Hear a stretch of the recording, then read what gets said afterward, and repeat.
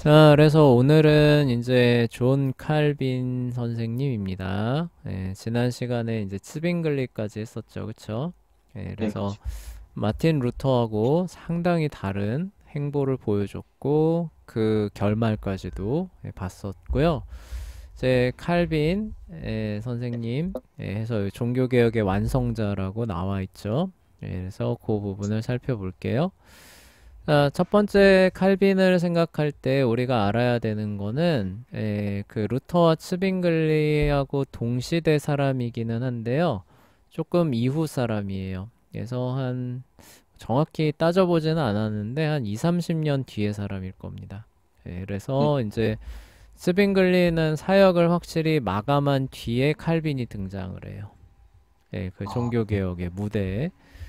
그러기 때문에 뭐 이렇게 그 뭐라고 해야 되나요? 이렇게 막 동시대에 막 이름을 날리는 그런 사람이 아니고 루터와 이제 스빙글리의 시대가 이제 이렇게 저물 때쯤 나타나서 바통을 이어받아서 완성시키는 그런 사람이 이제 칼빈입니다. 네. 그리고 칼빈이 이제 스위스 제네바에서 그 사역을 하잖아요. 그쵸?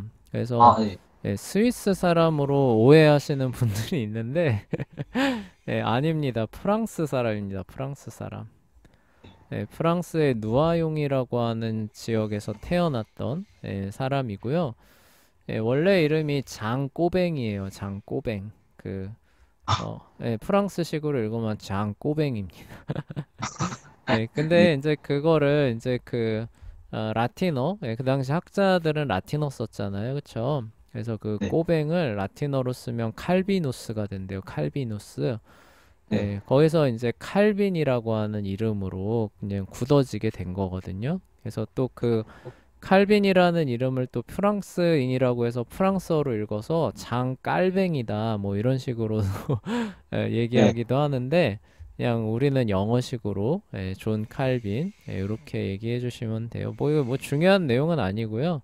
뭐 하여간 장 꼬뱅이고 장 깔맹이고 존 칼빈이고 네. 요한 칼빈이고 요한네스 칼비누스고 다 같은 사람이에요. 그쵸? 네. 그것만 알고 있으면 됩니다. 자, 프랑스에서 태어났고요. 그리고 여기엔 안 나와 있지만 왜 그런지 모르겠는데 이 그 아버지도 이 칼빈을 원래는 이제 사제로 만들려고 했었던 것 같아요. 네. 사제로, 그쵸? 상당히 부유한 집안이었고 아버지가 법률가였어요. 아버지가. 그러니까 루터의 아버지는 루터를 이렇게 법률가로 만들기 위해서 대학교 보냈잖아요. 그쵸? 네. 근데 그러니까 교수죠. 그쵸? 교수 시키려고. 근데 칼빈의 아버지는 그 법률 그 교수는 아니었는데 법률과 관련된 직종에 이렇게 종사를 하는 상당히 이제 그 고위급 그런 사람이어서 유복하게 잘하고 있었고 에, 자기의 그런 분야를 이어받는 것보다도 왜인지는 모르겠지만 하여간 이렇게 왜 그렇잖아요. 뭐 예를 들어서 집안이 판검사 집안이다. 그러면은 그 집안의 한 자녀가 또 뭐 판검사가 되면 좋겠지만 야 그래도 너는 의사해라 이렇게 할 수 있잖아. 네. 집안에 판사 검사는 많다. 너는 의사해라 해서 이제 이렇게 할 수 있는 것처럼 뭐 이게 뭐 그렇다는 의미는 아니에요. 왜 그런지 모르겠지만 이제 어렸을 때부터 너는 사제해라 이렇게 그 아버지가 그걸 해가지고 어렸을 때부터 이제 오늘날로 따지면은 이제 그 목사님 사례비 있잖아요. 네. 꼬맹이에요. 그러니까 실제 뭐 목회를 하지는 않아요. 근데 이 당시엔 이런 일들이 흔했습니다. 그래서 목회자 명부에 칼빈의 이름을 올려서 그 사례비를 받고 그 사례비를 갖고 이제 뭐예요? 그러니까 어떻게 보면 오늘날로 따지면은 영재 장학금을 받은 거죠, 그렇죠? 그거를 받아가지고 이제 그 엘리트 그 사제 교육을 시키는 그렇게 자라난 사람이 칼빈 선생님이에요. 아, 그러니까 엘리트 카톨릭 사제 코스를 쭉 밟아가고 있었던 거죠. 네. 근데 이게 또 하나님의 섭리라고 하는 게 이게 참 묘한 게 이 아버지가 지역 주교하고 대판 싸웁니다. 아, 네, 대판 싸우고 나서 아우 안 되겠다 우리 아들 저기 사제 만들면 안 되겠다 싶어서 그 법학 교수로 그러니까 법학 그로 돌려버려. 아, 예, 그래서 또 이 칼빈 선생님이 법학을 공부하는 또 그런 코스를 또 밟아가게 됩니다. 네. 예, 이때까지만 해도 이제 칼빈 선생님은 그냥 아버지의 이렇게 순종해서 이렇게 엄마 그 코스 가면은 이제 또 법학 교수 되고 뭐 이런 코스로 가겠죠. 예, 그런데 이게 또 하나님의 섭리의 손길이라는 게 이 아버지를 이제 데려가 버리셔요. 예, 아, 네. 그래서 이제 칼빈이 이제 마음껏 그 진로를 선택할 수 있는 그런 상황이 오게 됩니다. 그래서 그냥 사제를 할 건가 아니면은 아버지의 뜻에 의해서 법학 교수죠. 법학도의 길을 가서 법학 교수를 할 건가 뭐 이런 건 선택할 수 있었는데 여기서 칼빈이 그 사제도 아니고 그 법학도도 아니고 어떤 길을 걷기로 결정을 하냐면은 인문학자의 길을 가기로 결정합니다. 아, 네. 이것도 되게 의외죠, 그쵸? 그러니까 네. 무슨 누구의 길을 걷기로 결정한 거냐면 우리 전에 봤던 에라스미스 같은 사람 있잖아요, 그쵸? 네. 예, 그래서 뭐 그리스 로마의 고전 그 직접 보고 거기에 대한 연구 학술서 써내고 이런 거 있잖아요. 네. 예, 이런 그 길을 가기로 결정을 해서 고전 공부를 계속 진행하게 됐어요. 네. 근데 이게 또 하나님의 섭리의 손길이 이게 되게 묘한 게 그렇게 해서 시작된 된 그 중에 그 교수 중에 한 사람이 근데 마침 종교개혁의 그런 눈을 뜬 그런 교수 밑에서 또 배우게 돼요. 예, 아, 네. 고전을 배우게 네. 되면서 그 교수님의 영향을 이제 많이 받은 거죠. 예, 그랬는데도 이제 완강하게 카톨릭의 교리를 막 이렇게 고수하다가 제 그 칼빈 선생님 자기 얘기를 워낙 안 해요. 근데 네. 1533년에 이제 칼빈 선생님이 지명 수배자가 돼서 프랑스를 떠돌아다니는 일이 있거든요. 근데 이 네. 지명 수배를 왜 받았냐면은 대학교 총장이 이제 자기랑 이제 그 어느 순간인가 이제 그 완강히 거부하던 그 종교개혁의 원리를 칼빈 선생님이 받아들이신 거예요. 그래서 이제 네. 그 자기를 가르치던 그런 교수와 이제 그 교수가 대학 총장이 되면서 그 총장님이 이제 우리가 이런 신앙을 갖고 있는데 맨날 이렇게 숨어서만 이렇게 하면 되겠느냐라고 해서 그 총장 취임사를 칼빈한테 맡겨가지고 야 네가 우리가 믿는 바들을 좀 이렇게 정말 잘 멋있게 좀 써봐라 이렇게 해서 그 취임사를 칼빈한테 맡깁니다. 아, 네. 예, 그리고 그 칼빈이 취임사를 쫙 써요. 거기서 이제 그 이신칭이 뭐부터 시작해가지고 아, 네. 개신교의 원리를 쫙 늘어 써버린 거예요. 그래서 아, 이제 그 대학이 완전 발칵 뒤집힌 거죠. 그쵸? 그리고 이제 그게 그 사건이 비화되면서 이제 그 카톨릭 국가잖아요. 프랑스가 카톨릭 국가니까 사실상 국교가 있는 그 나라에서 다른 신앙을 가진 거니까 이제 이단자 판명이 되면 화형당하잖아요. 그쵸? 그래서 이제 지명수배자가 되는 아, 네. 1533년에. 그러니까 네. 1533년이 되기 전에 어느 순간인가 그러니까 완강히 거부하던 그러니까 이런 고전 공부를 하면서 조금씩 이렇게 익혀가던 개혁 신앙에 대해서 어느 순간인가 받아들였던 것이고 받아들였을 때는 이제 누구보다도 그것을 높은 수준에서 이렇게 변론할 수 있는 사람이 1533년 경에는 되어 있었던 거죠. 그렇죠?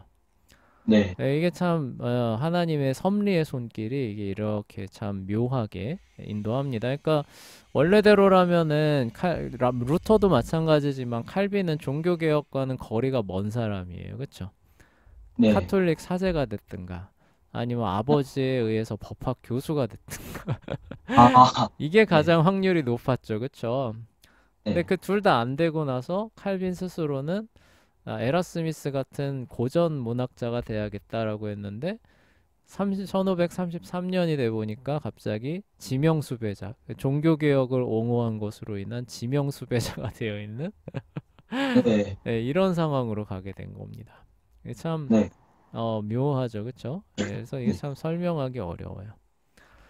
그래서 어쨌거나 그래서 이제 박해를 피해서 이제 어, 돌아다니게 되는데 스위스의 바젤로 가는데 이 바젤로는 왜 가냐면은 이렇게 이제 지명수배돼서 이제 숨어서 이제 피해 다니는 과정 가운데 이제 칼빈의 친구들은 이제 있었는데 어쨌든 자기네들은 그 사건에 직접 관여한 건 아니었으니까 그냥 계속 있을 수 있었거든요. 근데 그냥 있기가 조금 이제 좀 모했나 봐요. 그래서 우리도 가만히 있을 수는 없다 이렇게 생각했는지 온 그 거리에다가 미사의 잘못된 점들 뭐 이런 거 철폐해야 된다라는 거를 그러니까 오늘날로 따지면은 대학에 이렇게 대자보 붙이잖아요. 그쵸?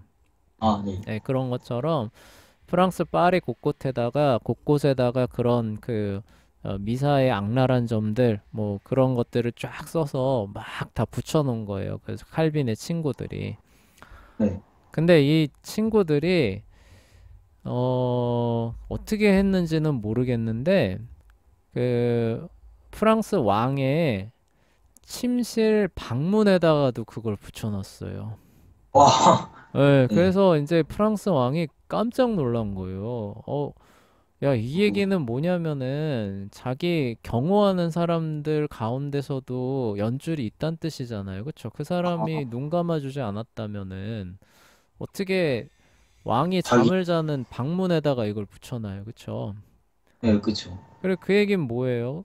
얘네들이 그냥 이거 오늘은 붙이고 넘어갔지만 이거 우리를 이렇게 핍박하는 이 놈들, 내 손에 죽어봐라라는 식으로 해서, 아, 암살을 기도했다면 만약에 어떻게 되는 거예요? 바로 자기 죽을 수도 자기 있는 거죠. 그냥 자다가 가는 거잖아요. 그쵸? 그래서 이 그 왕이 엄청나게 위협을 느껴서, 이 칼빈의 친구들을 다 찾아가지고 아주 그냥 싹 다 화형으로 씨를 말려버립니다. 와, 일대 대박해가 일어나요. 요 사건으로 인해서.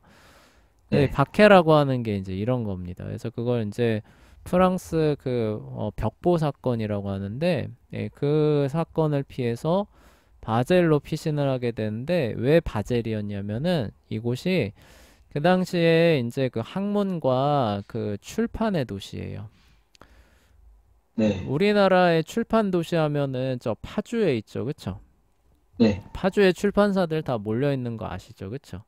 네. 그런 것처럼 이 당시에 출판이다라고 하면은 스위스 바젤입니다. 아, 예, 네. 일부러 여기로 간 거예요. 왜 가냐면은 거기 가서 책을 하나 써서 낼 요량으로 거기로 피신을 하게 되는 겁니다. 지명수배된 상태예요. 그 상태에서 바젤로 피신을 해가서 거기서 책을 하나 쓰는데 그 책이 바로 그 유명한 기독교 강요를 쓰게 돼요. 아, 네. 그렇게 해서 나온 책이 이 책입니다. 아, 기독교 강요가요. 기독교 강요가 이렇게 해서 나온 책인데 이 책을 왜 썼냐면은 그 죽은 친구들 있잖아요. 그쵸? 네. 그 죽은 친구들 변호하기 위해서 쓴 거예요. 아, 그 죽은 친구들이 사실상 인간 말종, 이단자, 뭐 귀신 들린 사람, 뭐 반역자 이런 누명을 쓰고 지금 굉장히 매도당하고 있는데 사실은 그들이 그런 사람이 아니라 이러이러한 사람이다라는 걸 설명하기 위해서 기독교라는 게 무엇이냐 그 대강의 원리들을 담은 책을 써서 낸 거예요. 네. 그렇게 해서 나온 책이 기독교 강요가 되는 겁니다. 네. 그래서 기독교 강요가 처음 나왔을 때는 지금처럼 이렇게 방대한 분량이 아니라 소책자였어요. 소책자. 네. 우리 뭐 요런 소책자 요런 거 있죠. 그쵸? 여기 꽂아 놓는 거 이렇게 해서 휴대하고 다니기 좋은 네, 예, 예, 그죠. 기독교 강을 초판은 소책자였어요. 아, 네, 그래서 그, 기독교 신앙의 원리, 근본 원리를 짤막하게 다루면서 먼저 간 친구들이 사실 이러한 원리를 따르는 좋은 사람이었다라는 것들을 변호하기 위해서 쓴 책이 이 책이었습니다. 기독교 안. 기독교 강요라는 책이. 근데 아, 나중에 이제 이 책이 거기서 끝나는 게 아니라 제네바에 가서 목회하시잖아요. 그쵸? 네, 목회하시면서 이제 수많은 상황들과 이제 이렇게 맞닥뜨리게 되면서 이제 그런 부분들도 이제 설명을 해야 되는 거죠. 그쵸? 성경적으로. 그래서 네, 계속 개정하고 뒤에 내용이 붙고 이렇게 하면서 오늘날과 같은 방대한 책이 됐는데 처음에는 여기 소책자에 가까운 그런 책이었고 아까 말했던 목적으로 쓴 거예요. 먼저 간 그 우리 친구들이 그런 정말 그 흉악범이 아니라 사실 하나님을 사랑하는 이러이러한 방식으로 하나님을 사랑하는 참 선한 그 신자들이었다를 변론하기 위해서 쓴 책이 기독교 강요입니다. 네, 그리고 이제 기독교 강요라고 하는 그 책의 가장 핵심된 가르침 하나를 뽑아봐라 라고 하면은 소교리 문답 1번 많이 들어봤었죠. 그쵸? 네, 인생의 제일 되는 목적이 무엇입니까? 라고 했을 때, 그쵸? 하나님을 네, 기뻐하고, 그쵸? 그분을 영원토록 즐거워하는 것입니다. 라고 나와 있는데, 그거에 대한 내용이 이 책의 가장 중요한 사상으로 제시가 됩니다. 그래서 인생이 왜 존재하느냐라고 했을 때 하나님께 영광을 돌리는 것이라는 사실을 성경의 기초에서 체계적으로 설명한 책이 되는 거예요. 네, 그쵸? 그래서 인생이, 그쵸? 왜, 그쵸? 어떻게 하나님의 영광을 위해서 살 수 있느냐, 그리고 왜 하나님께 영광 올려드리는 것이 인생의 목적이냐, 이런 것들을 성경의 기초에서 풀이를 쭉 해나가는 거예요. 그쵸? 네, 네. 그래서 이 책의 밑바탕에는 오직 성경이라고 하는 그 종교개혁의 원리가 또 깊이 깔려 있습니다. 네, 자, 그리고 루터처럼 선행이 아니라 오직 믿음으로 의롭게 된다는 이신칭의의 교리를 또한 가르치게 돼요. 그리고 모든 일이 하나님의 절대 주권에 따라 일어난다는 예정 교리가 포함이 되어 있습니다. 그래서 칼빈주의 교리하면은 우리가 이거를 많이 생각하죠. 그쵸? 네, 모든 일이 하나님의 절대 주권에 따라 일어난다는 예정 교리를 생각하잖아요. 그쵸? 네. 근데 칼빈이 가장 중심에 두고 가르쳤던 교리는 예정 교리가 아니라 하나님의 영광이에요. 아, 그리고 그분을 즐거워하는 경건을 가장 중심에다 두고 가르친 겁니다. 그런데 네, 그러한 하나님이 어떠한 분이냐를 설명하는 과정 가운데서 뭐가 나오는 거예요?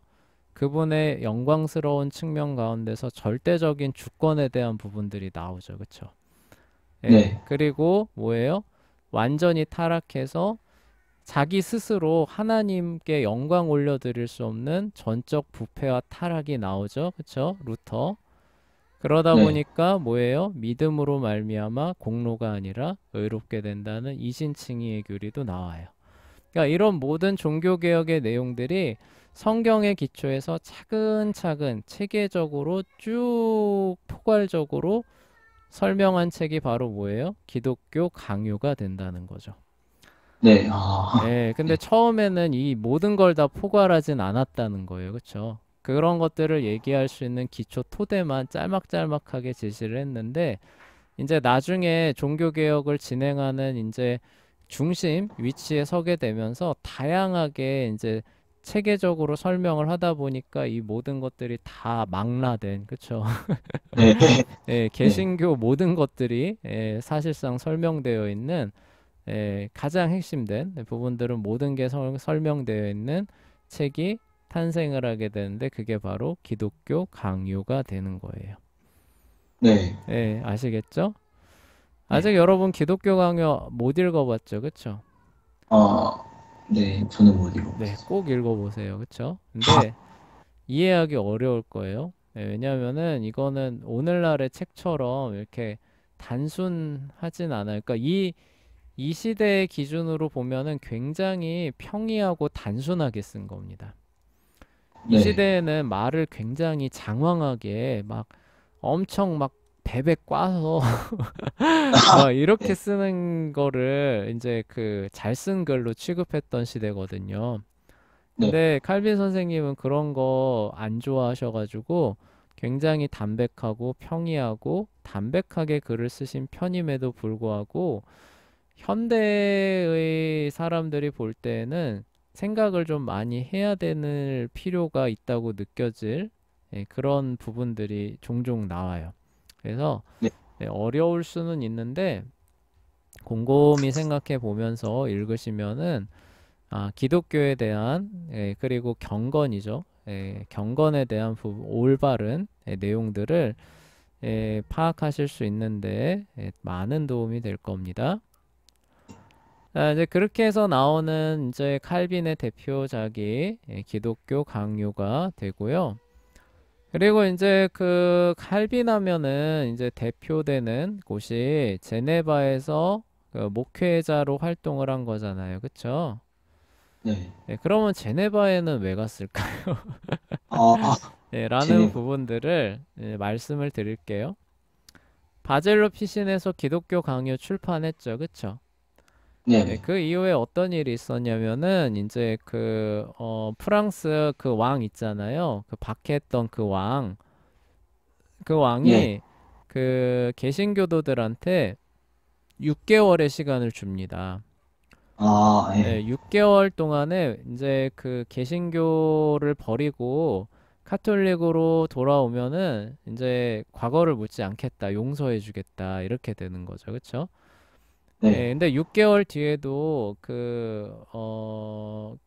개신교 신앙을 계속 고수하면은 어떻게 하겠냐면 이제 뭐 어떻게 더 심하게 박해하겠다고, 그쵸? 경고하는 거죠. 그쵸? 그러니까 네. 시한부로 6개월 동안 시간을 주겠으니까 빨리빨리 돌아와라 라고 그동안에는 이제 박해 안 하겠다고 선언한 거예요. 예, 그 소식을 이제 들은 이제 칼빈이 이제 프랑스로 들어가요.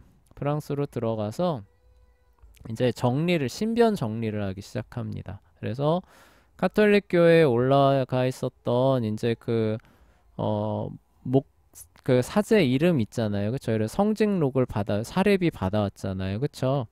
예, 그런 네. 거 이제 정리하고, 그동안은 도망가느라 뭐 정신 없어서 이제 그런 거 아, 정리할 이제 시간도 없었는데, 이제 그 6개월이라고 하는 시간이 주어졌을 때 그거를 이제 로마 교회와 오히려 그 완전하게 단절하는 기회로 그걸 활용하기 위해서 프랑스로 잠깐 돌아갑니다. 네. 네, 그리고 이제 6개월이 차기 전에 프랑스에서 빠져나와야 되잖아요. 그래서 네. 원래 가려고 했던 곳이 이제 독일의 슈트라스부르크라고 하는 곳으로 가려고 했어요. 예, 네. 거기에 이제 종교개혁을 한 세대 앞서 이끌던 마르틴 부서라고 하는 사람이 있는데 이제 그 사람한테 가서 쪽에 좀 생활을 하려고, 그리고 원래 종교 개혁을 하려는 사람들이 아니라 이분은 이제 학자로서 살기를 원했기 때문에 이제 그런 이제 좋은 목회자가 있는 슈트라스부르크에 가서 나는 거기서 이제 고전책 읽고, 그쵸? 그다음에 성경 읽고 또 이렇게 발표하고 그런 식으로 조용히 살려고 이제 모든 걸 다 신변 정리를 하고 아, 예, 이제 독일로 망명 가는 거죠. 그쵸? 그래서 슈트라스부르크로 망명을 가려고 했는데, 그때 마침 근데 전쟁이 터집니다. 예. 프랑스하고 신성 로마 제국 독일이죠. 전쟁이 터져요. 예. 그래서 가는 길이 막혀버립니다. 그러니까 원래대로라면은 여기 도시가 이제 요렇게 있는 거예요. 그래서 원래는 요렇게 가면 돼요.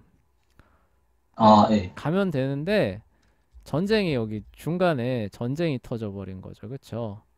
파이어, 그쵸? 예. 갈 수 있어요, 없어요? 못 가죠, 못 가. 그쵸? 못 네, 가기 때문에 이제 어떻게 되느냐? 여기 스위스 있잖아요. 네, 이렇게 남부에서 스위스를 거쳐가지고 이렇게 넘어가려고 스위스로 넘어가는 도중에 제네바에서 잠깐 머물러 있는 상황이었어요. 네, 네, 그런 상황이 있었는데 이 제네바라고 하는 도시가 아까 말했던 것처럼 이제 그 이후에 이제 그 스위스 그 각 도시와 주가 카톨릭이냐 개신교냐를 놓고 계속 아웅다웅하는 상황으로 가고 있었잖아요. 그쵸? 네. 그 츠빙글리 이후에 제네바도 마찬가지였던 거예요. 그래서 기욤 파렐이라고 하는 이제 목회자분이 계셨는데 이분은 이 제네바를 개신교로 만들기 위해서 진짜 온갖 노고를 다하고 있는데 역부족인 거예요. 아, 그래서 아, 저기 도와줄 수 있는 사람이 없나를 항상 고대하고 있었는데 이 마침 이 기독교 강요의 저자가 지금 제네바에 머물고 있다라는 소리가 딱 들린 겁니다. 이 기욤 파렐이라는 분의 귀에. 네. 아, 기욤. 예, 원래 그러니까 이분이 여기 제네바를 개신교 진영으로 오게 하기 위해서 진짜 분투하고 있는데 이제 막 네, 버거운 거예요. 그렇죠? 버거운 네. 상황에서 누가 좀 도와줄 수 없나 맨날 생각하고 있는데 딱 어느 좋은. 분이 기독교 강요의 저자가 지금 여기 있어요. 이렇게 한 거예요. 그럼 딱. 그래서 이 파렐이라는 분이 그날 그냥 칼빈 선생님이 머물고 있는 숙소로 쳐들어갑니다. 아, 네. 그래서 가긴 어딜 가. 여기서 목회해야지. 이 도시를 개신교 진영으로 만들어야지.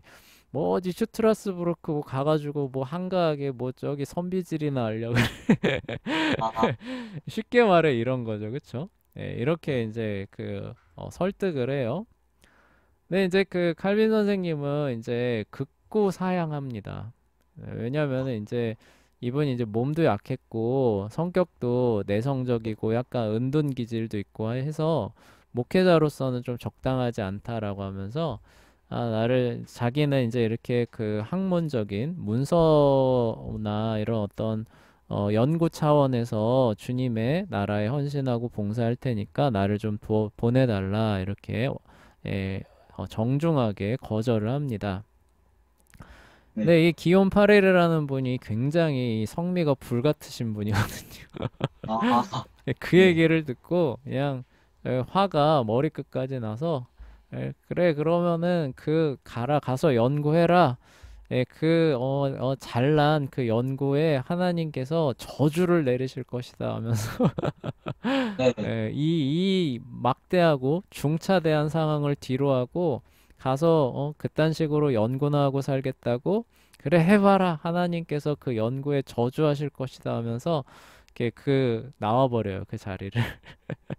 아, 네. 근데 이 하나님을 경외하는 칼빈이 그 얘기가 너무나도 마치 하늘에 큰 천둥이 울리는 것처럼 네. 울려쳐서 그 심령을 사로잡았다고 합니다. 아, 네. 그래서 이제 떠나지 못하고 잠깐 들렸다가 가려고 했었던 중간 경유지에서 졸지에 목회자로 네.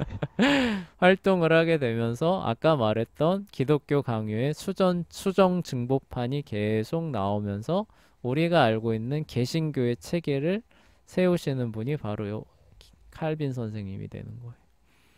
아, 네. 그러니까 이게 하나님께서 이게 그 섭리로 그쵸? 전혀 네. 그렇게 하려고 하지도 않았던 사람을 이 자리로 이렇게 준비시키는 과정부터 해가지고 다 네. 준비시켜가지고 전혀 예상치 않았던 자리에 그 사람을 갖다 놓고 또 전혀 의도치 않았던 그쵸? 한 사람을 통해 가지고 제네바에 탁 해서 그 전체 체계를 막 이렇게 잡아가게 되는 그런 그 이전에 했었던 모든 그 개혁 신앙의 원리들이 칼빈 선생님이 정리한 체계 안에서 쫙 이렇게 집대성이 되는 거예요. 네.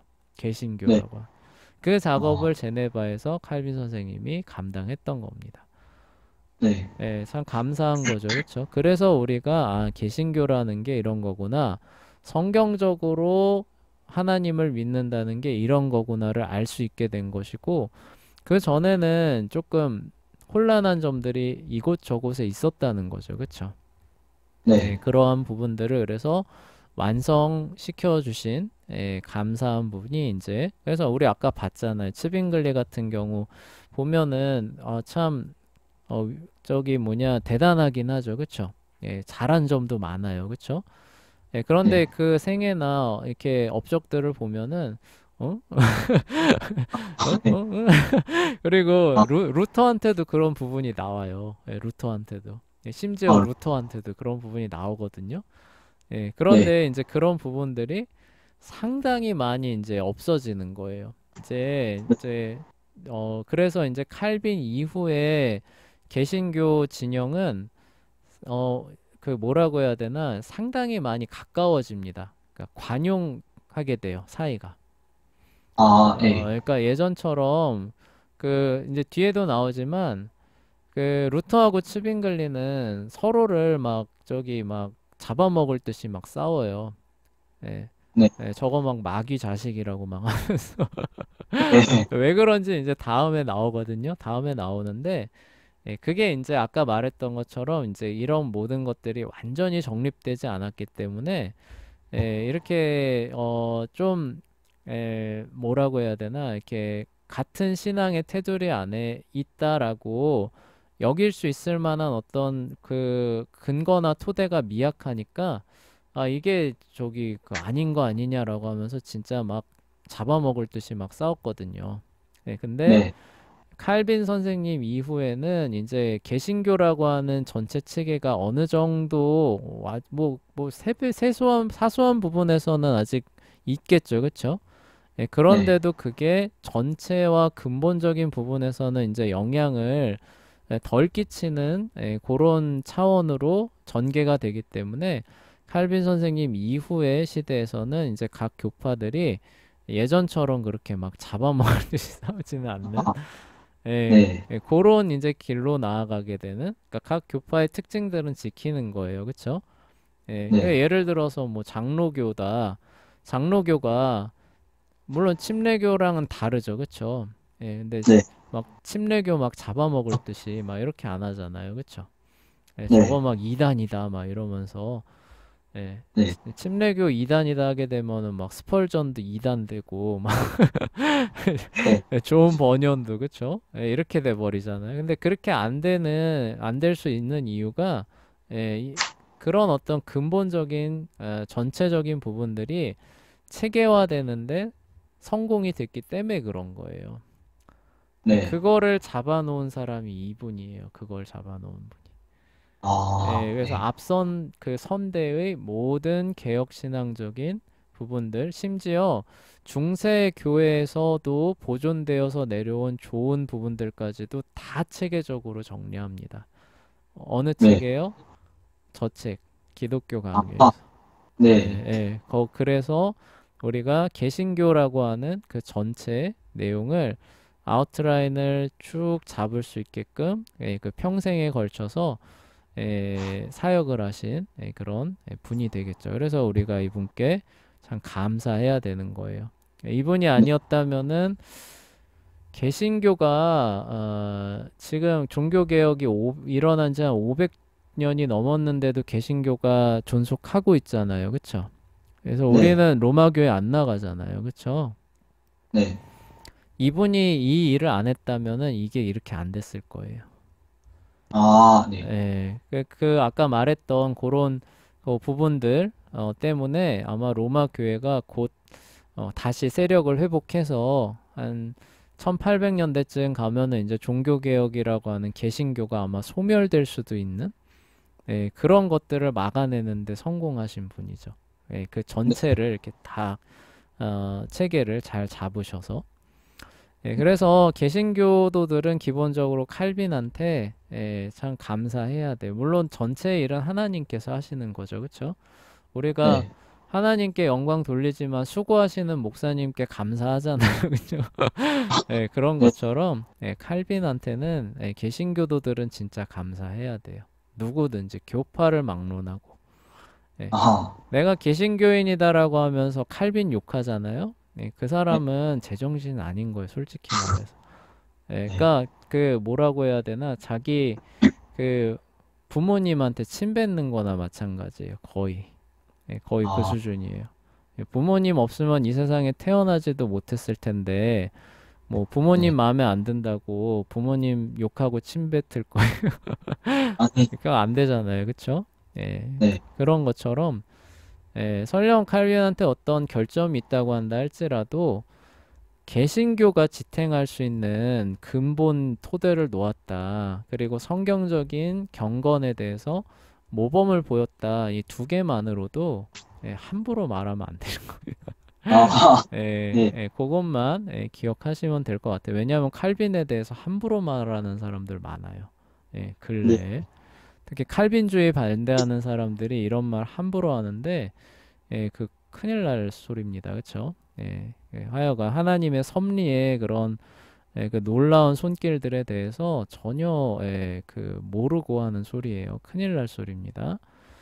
네, 자, 어찌됐건, 예, 물론 뭐 칼빈도 인간적인 그런 결점들이 있을 수 있고, 뭐 세부적인 부분에서 오류가 있을 수는 있어요. 예, 그런 부분들은 우리가 온건하게 바로잡으면 되는 것이지, 예, 막 근본적으로 뭐 칼빈주의 때문에 뭐 교회가 뭐 이렇게 됐다 뭐 이런 식으로, 예, 칼빈주의 때문에 교회가 망했다 막 이렇게, 예, 하면은 진짜, 예, 네. 큰일 날 소리예요, 그렇죠? 예, 좀 뭐야, 무식하면 용감하다고, 예, 큰일 납니다, 그렇죠?